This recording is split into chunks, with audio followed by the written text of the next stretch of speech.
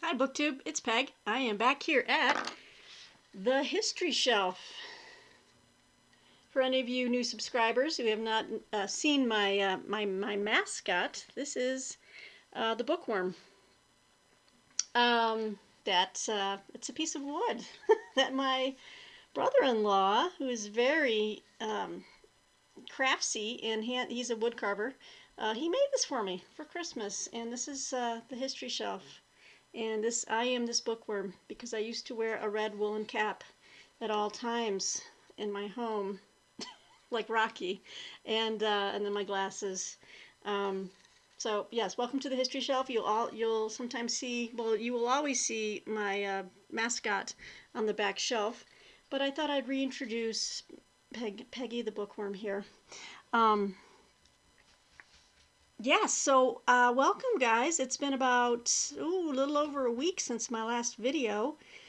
So as far as catching up goes, this is going to be I guess a busy bookish Saturday video. I have a lot of books to show you that have come in since the last time I made a video of like a book haul or books in the mail. The last video I made was about my magazines. The history magazines that I subscribe to in particular. And I had received some books even before then, so this is more of a compilation of books that have arrived over the last 2 weeks or so, 2 to 3 weeks. And yeah, I need to catch up with you guys. I feel like, when it goes to be 8 or 9 days without a video, I need to let you know what's been going on. And nothing's been going on as much as just, work. A lot of things going on at work, taking on some new things, and a lot of change there. And as far as my book reviews go, they are continuing apace. So today I spent some time finishing a book review for a book I just finished a few days ago, The Black Cabinet, The Untold Story of African Americans in Politics During the Age of Roosevelt by Jill Watts. Fantastic book, and that should be coming soon on Open Letters Review. I sent that off to Steve Donahue, so thank you, Steve. And I think I'm going to make a separate video with just my thoughts on this book for this channel. So I'll do a book review on the History Shelf for this channel. So I have my notes already. I just need to put that together. But for the purposes of this video, I'm going to show you a ton of books. Hope you still enjoy seeing that. But book reviews are coming. Next week, next Friday is my birthday, and I plan on having a birthday book haul. So that will be coming. Whether it's going to be filmed or published on my birthday remains to be seen. But for sure, next weekend, my birthday weekend, because I kind of splurged on myself a little with some books, and I've already gotten one of my birthday gifts early from Martine. It's not book related. It's actually The Last of Us Part 2. It's a video game. Yes, it is. But it is an amazing story, and I fell in love with the first story 7 years ago. The writing is dramatic, cinematic, moving, haunting, beautiful. It has huge themes involved, and so it just released yesterday, and in the gaming world, this is all anyone is talking about, is this sequel. I just started playing it yesterday, and I'm trying to save it for just evenings, late at night when it's dark, because parts of it can be, kind of tense, and you want to set the mood, and Martine really enjoys watching this story. So I've got a collector's edition of it. I got a bunch of cool stuff. I got a statuette. I'll show you that at the end. I want to keep my bookish audience here for right now. But, let me know below if you happen to love The Last of Us. They plan on making it into a series, either a streaming series, whenever they can start making movies again. I don't know if they're still able to make a film series with. So, but, yeah, the storyline has been opted for movies, for a movie series, It's amazing, and I think you would love it, all you fiction lovers out there, once it comes around. But anyway, let me start. I've gotten some books in the mail, but let me start with my my video before my magazine video, which was about the new books, and then I had a vote for a book review, asking you guys which book you would like me to read and review from this channel here, that I received from publishers, and I haven't tallied the votes yet, but I've been keeping a mental note in my mind as seeing them all come in, and it is really neck and neck between two of them for certain. So if you recall, I showed this book, Whaling Captains of Color, America's First Meritocracy by Skip Finley from the Naval Institute Press. I showed Breakaway Americas, The Unmanifest Future of the Jacksonian United States by Thomas Richards Jr. And then I also showed this book, Death at the Edges of Empire, Fallen Soldiers, Cultural Memory and the Making of an American Nation, 1863 to 1921. And this is by the University of Nebraska Press, and this one was by Johns Hopkins University Press. So, wow, I had votes. I thought it would lean one way heavily or this way or that, but it was all over, and everyone just had a different take on it. And so, and plus, I'm really interested in all three. So I've decided that the winner will be the book I review first for this channel. I think that's fair because I really want to read all three and bring my thoughts to you, and I really want to read this one. In fact, I saw on Steve Donahue's recent video, one of his recent videos, he reviewed this, I think, and wrote a review for the Martha's Vineyard Gazette, I think.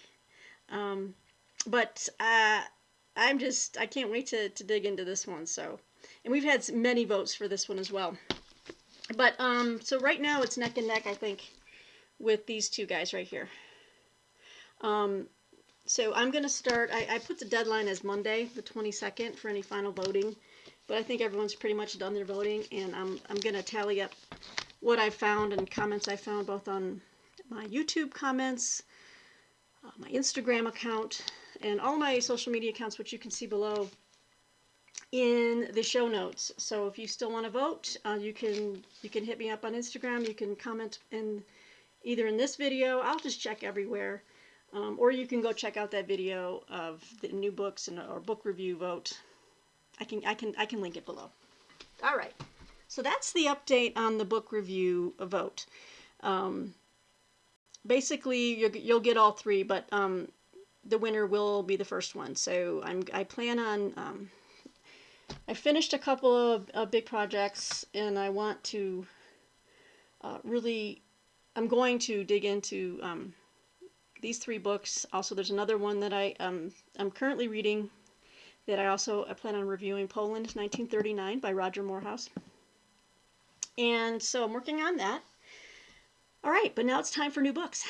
And it's been a busy week, and that's why this will be a busy bookish video, busy bookish weekend. So, the Folio Society. We all love their books. They are expensive as heck, but wow, what a joy to own and read. They're aesthetically just so beautiful and pleasing. They had an offer recently that it never fails to get me. What it is they say, hey, buy one of these new releases and we'll throw in a mystery book. I've done that a couple times before, and I've always been so pleased by the mystery book. I think one mystery book I got was a Mario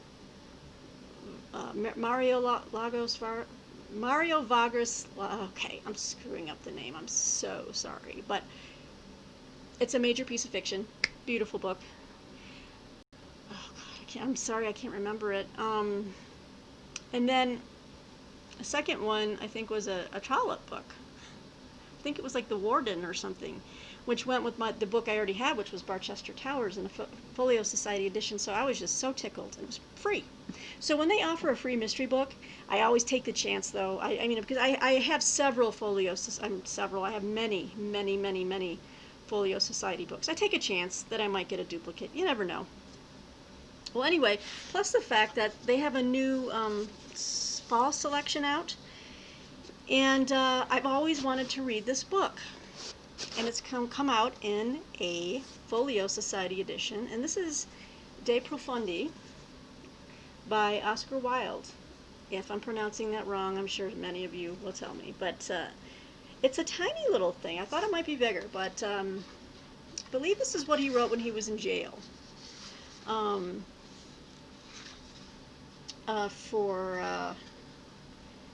know it was like a love letter to the man he was in love with, and back then it was a crime to be homosexual, so they probably, I'm not sure what the charges were, but they, quite ridiculous now. I mean,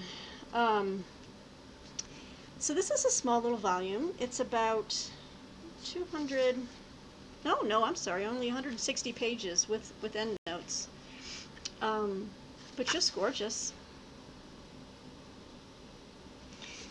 This nice light blue cover. So as you can see, just holding it up, it's a very small volume. And it comes in its own little slipcase. This is the smallest Folio Society book I own. So what's funny is my mystery book, it was like wrapped up, and it says mystery book, and I'm like, and it's just big. It's just, it's huge. I was like, oh, so this is a mystery book, right? Luckily, I don't have it, and it's something I normally would not have purchased, but hey, I might enjoy it, and I probably need to study this more, because I'm a history person, but this is the Folio Book of Science. I got this for free. Nice green, look at that. Slipcase. Oh, lovely. Look at the cover, you guys. You see that? Okay. Look at that. This is just completely free. And, ooh. This is neat. So this is selected and introduced by Alice Roberts. Contents include, there's selections, by like Aristotle, The History of Animals, Pliny, what he wrote on amber, Leonardo da Vinci, Robert Hooke, Maria Sibylla Merian, Carolyn Herschel, Michael Faraday, Richard Owen, Charles Darwin, Rachel Carson, Thomas Henry Huxley, Diane Fossey, Stephen Jay Gould, a selection of different articles on science and various scientific areas, chemistry, astronomy,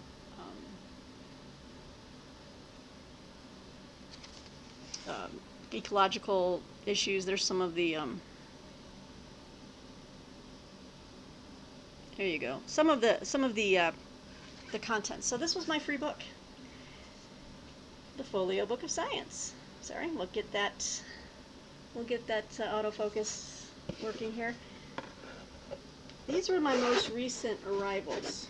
So I actually paid about $60 for the Oscar Wilde book, and that included the shipping. The shipping is very expensive, just because it has to be. It comes from England, and they really don't offer free shipping. But anyway, these are the new additions to my Folio Society library.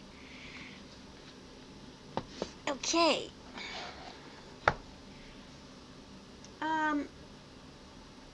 Okay, then I'm going to show you a couple of used books that I bought recently. They have been in my Amazon cart for a little while, and I just said, hey, it's birthday month. I'm just going to treat myself. That's my excuse. But I always find an excuse, so it really doesn't matter. But this one's got a little smudge on it, but it's okay. This is Russia, The Story of War by Gregory Carlton. Let me push the camera away. It's like right up on me here. Okay. This is by Belknap Harvard University Press. Um, no nation is a stranger to war, but for Russians, war is a central part of who they are. So I thought this was interesting. As you know, I geek out on Russian history, and this is a very doable little volume here, 260 pages, putting Russia in the context of its wars, why it was such a central part of their being, and the formation of their the formation and the maintaining of its country through war in its various guises. So I'll read a little part of this. So their motherland has been the battlefield where some of the largest armies have clashed, the most savage battles have been fought, the highest death tolls paid. Having prevailed over Mongol hordes and vanquished Napoleon and Hitler, many Russians believe no other nation has sacrificed so much for the world. In Russia, the story of war,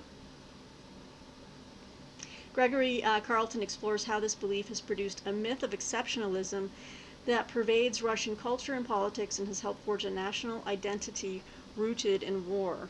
So, this looks fascinating. It goes on to explain how time and again Russia has been called upon to play the savior of Europe, of Christianity, of civilization itself, and its victories, especially over the Nazis in World War II, have come at immense cost. So this is going to go into detail throughout history, and not just World War II, obviously, but going back in time. So I am really intrigued by this book. I've had it again in my cart for a while, and I just decided to finally pull the trigger. And it's a very nice used copy. There's no remainder marks or anything. It's just a little red marker there. Second book I got, this has also been in my cart for a while, and there's a little used sticker on the back, but this is by the gentleman whom I have praised before, and has been in my top 10 books of like 2019. He wrote Cotton and Race in the Making of America, the economic consequences of, let's see, they don't have the subtitle in the back here, but Cotton and Race in the Making of America was just an amazing book, and this is his most recent book. This is by Encounter Books, and it is very timely. This came out actually in 2017, but it's extremely timely by a man who has studied this in depth, and this is Reckoning with Race, America's Failure by Gene Dadle. In 2009, he wrote Cotton and the Making of the and Cotton and Race in the Making of America. I don't know why I can't remember that full name. But I love that book. It just shook me to my foundations in a way that another work of history and economics and otherwise what you would consider a very dry book about cotton and how economies in the North and the South revolved around that crop. But it raised these universal issues to such an extent. I can't praise that book enough. I highly recommend it for any of you interested in antebellum American history, Civil War history, post Civil War Reconstruction. That one was excellent, and so this one takes his analysis of everything that has happened since that time and up to the present day. So looking at here, I'll just read you a brief snippet. Again, this is from Encounter Books. Reckoning with Race confronts America's most intractable problem, race. The book outlines in a provocative, novel manner American racial issues from the beginning of the 19th century to the present. It explodes myths about the South as America's exclusive racial scapegoat. The book moves to the Great Migration North and the urban ghettos that still plague America. Importantly, the evergreen topics of identity, assimilation, and separation come to the fore in a balanced, uncompromising, and unflinching narrative. Peoples, cities, and regions are profiled. Despite civil rights legislation, the racial divide between the races remains a chasm. A plethora of reports, commissions, conferences, and other highly visible gestures purporting to do something have generated publicity but little else. There remain no adequate structures, family, community, or church, to provide leadership. Destructive cultural traits cannot be explained solely by poverty. The book asks and answers many questions. After emancipation, how were blacks historically segregated from the rest of American society?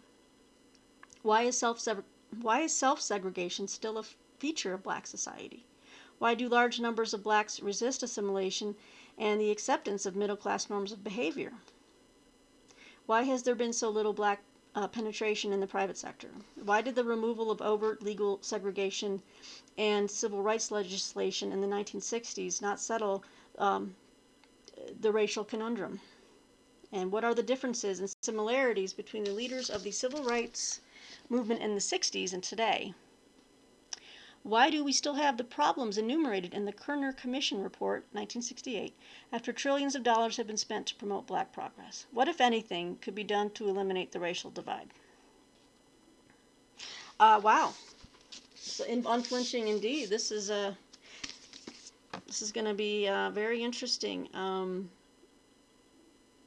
I will have to report back on this if anyone's interested in me, giving a just an objective review of this book. That is interesting. Some of the questions he's posing here. But let me read to you a little bit. This is Gene Dadel. I've seen him speak, and he's basically saying that our systems have failed. Gene Dadel, a cultural and economic historian who lectures widely, grew up in the majority black cotton country of the Mississippi Delta. He's educated at Yale and Vanderbilt Law School. Okay, yeah, he's been all over. He's worked in the Pentagon, major financial institutions. Oh, I might have to check out this book. His first book was The Sun That Never Rose, that presciently outlined Japan's long-term structural economic problems when conventional wisdom predicted an unassailable economic juggernaut. That was his first book. Yes, and then his most recent book before this one, I am sorry, I keep hitting my microphone. His most recent book before this one was Cotton and Race in the Making of America, which describes the fateful intersection of the power of cotton to the African American experience. So, I'm very intrigued to read this book. I really enjoyed his other one. So, okay, so those are a couple of the used books I got. I try to show you guys almost everything that comes in the mail to me. What did I get recently that I might have forgotten? You know what? I'll just keep moving on. I have plenty to show you. So this one is a brand new book from Oxford University Press. And this is by an author who has written about Rome before, and I have one of his other books. And this is The Life and Death of Ancient Cities, A Natural History by Greg Wolfe. That's Oxford, and this is just a beautiful book. Again, big lover of ancient history here at the History Shelf. Let's see, I'll give you a quick rundown on this one. The growth of cities around the world in the last 2 centuries is the greatest episode in our urban history, but it is not the first. 3,000 years ago, most of the Mediterranean basin was a world of villages, a world without money or writing, without temples for the gods or palaces for the mighty. Over the centuries that followed, however, cities appeared in many places around the inland sea, built by Greeks and Romans, and also by Etruscans and Phoenicians, Tartessians and Lycians, and many others. Most were tiny by modern standards, but they were the building blocks of all the states and empires of antiquity. The greatest, Athens and Corinth, Syracuse and Marseille, Alexandria and Ephesus, Persepolis and Carthage, Rome and Byzantium became the powerhouses of successive ancient societies, not just political centers, but also the places where ancient art and literatures were created and accumulated. And then, halfway through the first millennium, most withered away, leaving behind ruins that have fascinated so many who came after. So this kind of looks at the most recent historical and archaeological evidence to explore like the world's first great urban experiments. and then he kind of sets it against the background of wider patterns of human evolution and the unforgiving environment in which they were built. Yeah, and Greg Wolfe has written Rome, an Empire Story, and Et tu, Brute, The Murder of Caesar and Political Assassination. So this is his most recent book. It just came out this month, I believe. I'm looking forward to this one as well. Yep, 2020. New book that has arrived at the History Shelf. Next one is from, this one is from Belknap Harvard Press as well. I love their stuff. This is Napoleon and De Gaulle, Heroes in History by Patrice Guiniffy. And this book right here, so I have several bios on Napoleon, but there's a recent huge biography on De Gaulle that I want to get. I'm just waiting for it to be in my price range. Yeah, so this one's gonna, I guess, be a side-by-side bio of the two, contrast and compare. Let's see here. Historians have taught us that the past is not just a tale of heroes and wars. The anonymous millions matter and are active agents of change. But in democratizing history, we have lost track of the outsized role that individual will and charisma can play in shaping the world, especially in moments of extreme tumult. Patrice Guiniffy provides a compelling reminder in this powerful dual biography of two transformative leaders, Napoleon Bonaparte and Charles de Gaulle. So this kind of follows along the big man of history theory that you see that there's different schools of thought where some historians basically believe people are the movers, and it takes massive shifts in societies and people to make history. And then there's the other school of thought with some overlap, because I think both apply at different times. The other school of thought is the big man theory of history, which is, it takes these outsized individuals, men like Napoleon, Napoleon, Hitler, Stalin, Churchill, FDR, Lincoln. I mean, the big man of history, the people that, you could say one person changed history, Again, I kind of fall in the middle. I don't go to either side of the school of thought, which is it's about mass movements of people and revolutions and migrations. I think it also, at certain times, you do have individuals exerting a very strong force on historical events, tipping one way or the other. It's not all the time, but it does happen. So this will be an interesting book, Napoleon and De Gaulle. And at least this way I get like a short biography on De Gaulle. What I know of him is just basically through my World War II studies, and they're very, they don't go in depth. But that new, I think it's Julian Jackson that wrote, it's got that new book, De Gaulle, that's a biography I'd like to get. Okay, moving on. From the great people at Casemate Publishers, because, I love my military history folks. Woo! This is a chunkster and a half, but I've asked for and I received Marshal of Victory, the autobiography of General Georgy Zhukov. And as you can see, it's been called a military classic on World War II. So General Zhukov was the Soviet Union's really most successful general ever, outside of is it Alexander II? I think it was the second or the first. I forget which one was the one that defeated Napoleon. But anyway, and back then it was Russia, it wasn't Soviet Union. But Zhukov was extremely competent by Soviet Union standards.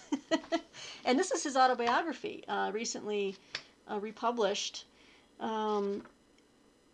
This will be interesting. This is a great addition for my Russian studies. So I am going to try to tackle some of this and give you guys some feedback on how objective it is. I'd like to combine this with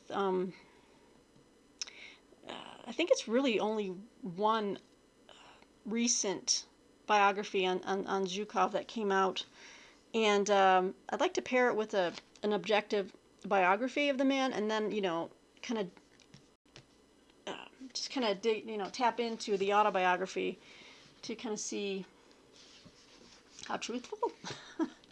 It's always when you're reading an autobiography of a Soviet Union, communist general or anyone else, we don't know how much is going to be just, glammed up, as it were, to use the parlance of today's, youth. Glammed up or glowed up? Glowed up. That's what it is, glowed up. See, I'm not even cool. I can't be cool. I try to be cool, and then I just fall flat on my face. That's what happens. But this is from Pen and Sword is the actual publisher, but Casemate, they have several of these imprints. So now I'm excited for these two small volumes because they have Pen and Sword also does a small Cold War series of books that give you kind of like an Osprey approach, which I've shown you my Osprey books, which have Osprey campaigns, and they can give you the 50,000-foot view of a campaign or weaponry or military units, and give you the lowdown quick and dirty. And these are very much like it, and the Ospreys will be like 60 or 80 pages long, tops. Now these vary. This one is 122 pages, but they cover different incidents of the Cold War. In this case, we'll start with this one. So the Cold War series, as you can see, the 1945 to 1991 is the era they're designating as Cold War. And I wanted to read this one, but I'd like to read more of the series because I've been really fascinated with Cold War. Cold War in general, and then also military history, especially when I was reading about the Korean War, and I read some historical fiction last year or the year before. I think I read Jeff Sherra's The Frozen Hours, and been watching documentaries on the Chosin Reservoir, and I've just been really intrigued by the Korean War, how we got into it, how things might have been different, all that kind of stuff. So this one is Korean War, Chinese invasion. People's Liberation Army crosses the Yalu, October 1950 to March 1951. So I believe this might include the Battle of Chosin. It might, but there's lots of photos. So it's there's photos, nice visual aspect to these books. We've got quotes from reports and people who went through it. It's amazing. This one is The Statue of Brothers, Korean War Memorial Soul, depicting a South Korean soldier embracing one from North Korea in reconciliation. Oh. Nice. Yeah, this is, if you're into military history, folks, it's a great little series. It's about $23 for the U.S. version. And this is one that I wanted to look at. And I also got this one because I've also been into recently reading some Vietnam memoir / fiction. But this one is definitely history. This is North Vietnam. Let me try that again. North Vietnam's 1972 Easter Offensive, Hanoi's Gamble, by Stephen Emerson. I'm sorry, I should have mentioned the author on this one. The Korean War, Chinese Invasion is Jerry Van Tonder. Okay, so this one is by Stephen Emerson. Let's see, is this one about the... Let's see, and so on March 30th, 1972, with the rumble of men and mechanized equipment breaking the early morning silence, some 40,000 North Vietnamese troops advanced across the DMZ into South Vietnam, in what would become the largest conventional attack of the war. Ill-prepared and poorly led, South Vietnamese troops in the far north were quickly routed in the face of the ensuing onslaught. This is interesting. So it talks about how they pushed in, how Saigon's beleaguered forces were being pushed to the brink of defeat and what appeared to be the end for the Two government. That's the name of the government. So it just focuses narrowly on that. It doesn't say what happened after that because they have another volume that follows up from here on, you know. Yeah. And they have a lot more of the titles in the series, as you can see. Different areas of the world. We have Mozambique, Laos. So this is a neat little series. Again, a very, can be a very quick read. Low down, quick and dirty, and can leave you, with just a good general sense of what was happening. And also the bibliography in the back can give you further reading, which is fantastic. So, good stuff from Casemate Publishers. Thank you very much. Looking forward to that. Let me know what you guys think of these books. Do I have anything else to show you right now? Where are we at? 35 minutes. Well, I knew it would be a longer video, just because it's been a little while. And yeah, I will have more books next week for my birthday book haul. Amazon was having for paperbacks, they were having a buy 3 for the price of 2, and I found some pretty unbeatable prices on some books history books that I was wanting to get. So there's that. In the meantime, I am plugging away in all my reading. It's probably why you don't see me upload multiple videos during the week. I'm just working and I'm reading and I'm trying to get stuff done. Because you can see I have a lot to read. Well, I can't help it. It's my passion. Let me know what you guys think of these books. I do have a few more that I haven't shown you, but they're so dry and kind of boring, and I don't know if you guys want to see them or not. You know what? Okay, real quick. This is the economics section, so if if that bores you to tears, you can bounce. You can go right now, and I love you, everyone. Bye-bye. But I have some economics books that I picked up recently. So this is for David Murphy. If you're still around, I guess you're going to really enjoy this. Okay. Several weeks ago, I've been holding on to these because I was just like, I'm shelving them, and I'm like, I haven't shown these guys, and I'm like, do they really want to know that recently I went through a little kick, and I think this is more cold weather reading, so I'm saving these books for the fall and winter, the deep dark winter, not for the sunny days of summer. This is just too much. We had to put off our read-along for Human Action by Ludwig von Mises because it's just too heavy, and there's so much going on in the world that I just said, you know what, no, I think we just need to move on to some other things. But I will get back to that.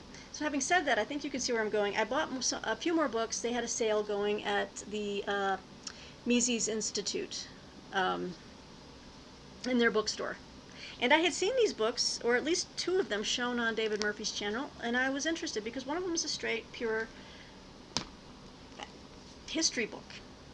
Written by, so all these books are written by Murray Rothbard, and, I really haven't heard too much about this guy before I started watching David Murphy, but this one, I think he really liked. Let me know if I'm wrong about that, David, but this is Conceived in Liberty, and this is all 4 volumes of his history of the Revolutionary period, but it also starts before then. Volume 1 is A New Land, A New People, the American colonies in the 17th century. I'll just look on the screen. Volume 2 is, I'm dropping books. Did you hear that? I just dropped a book. Okay. Salutary Neglect, the American colonies in the first half of the 18th century. Volume 3 is Advanced Revolution, 1760 to 1775. And then Volume 4, The Revolutionary War, 1775 to 1784. Woo! And apparently they just came out with a separate Volume 5. But let me try to see how I work my way through this. I opened up this book, and it's very dense. Like, the pages are really, it's just like heavy. It's like, ugh. Ugh. but it's printed beautifully. I got this for a pretty good price. And, you know, I got to smell it. It smells delicious. Part 3, we've got like the founding of New England. So this is like a straight type of history, but I'm sure it incorporates a lot of the constitutional, political. I don't think there's a lot of economics in this, but David, you tell me. Anyway, I decided to try it out. I'm putting it on the shelf over here. Sorry. Next to von Mises, right there. So these books are going to go over there. So this will be my economics section. So I dropped 2 books. Excuse me, I'm grabbing it with my feet. All right. So this was a set that I had seen just on my own browsing the site. You know, and I'm always trying to teach myself new things. And so this is a 2-volume set. Okay. Nice hardcover. Nice shiny hardcovers. So volume 1, this is Economic Thought. Economic Thought Before Adam Smith. An Austrian Perspective on the History of Economic Thought, Volume 1 by Murray and Rothbard. And this is by the Mises Institute. Okay, great. And then we have Volume 2, which is Classical Economics, an Austrian Perspective on the History of Economic Thought, Volume 2, Murray Rothbard. Okay. So, this one kind of takes you into, I think, 17th century up to the current times, or mostly current times. We have after Mill, Bastiat, and the French laissez-faire tradition. He's got a critique Marx's vision of communism in here, struggle over the currency school, the decline of the Ricardian system, James Mill, Jeremy Bentham. He kind of covers it all in the 2nd volume. And so Economic Thought Before Adam Smith, it takes you all the way back to the Greeks. Talks about natural law. He goes into the Christian Middle Ages, talks about the Romans and their property rights and laissez-faire. It looks interesting to me because there's like a little bit of everything in here. He's got the Carolingians, and canon law. I mean, I know the Carolingians. I don't know which is the proper pronunciation, but I've read plenty about them. I guess I should know. It's Carolingians, I think. But mercantilism. He goes into Protestants and Catholics. Luther's economics. That should be interesting. Calvinists on usury. It's just fascinating. And each little section has its own endnotes. It's a very well printed book. I mean, it's like a textbook, basically. But this set, I think, was $29. So I went for it. You guys. So this is going to be for my economics shelf. And then the final book by Rothbard that I got, I think I also saw this on David Murphy's channel. It's a smaller volume, and this is The Betrayal of the American Right, and edited with an introduction by Thomas E. Woods Jr. So, so this book sounded interesting because I'm always curious how political movements and sides change, like the word liberal back in the 50s and 60s actually meant like think of a JFK, he was anti-communist. Okay. He believed in free markets, free speech, freedom of religion, but now the word liberal means something else completely. So if you say you're a classical liberal today, people might just say, oh, okay, so you embrace all of the leftist positions. It's like, no, not a leftist, classical liberal. It's quite different. So I'm wondering what the hell has happened on the right. Of course, this was written, when did he write this one? The right is just, I don't even have words. This is why I play video games sometimes, you guys. I can't take it anymore. I can't take the real world anymore. The betrayal of the American right is more than just a history of the old right or of the anti-interventionist tradition in America. It is the story of Murray Rothbard's own political and intellectual development.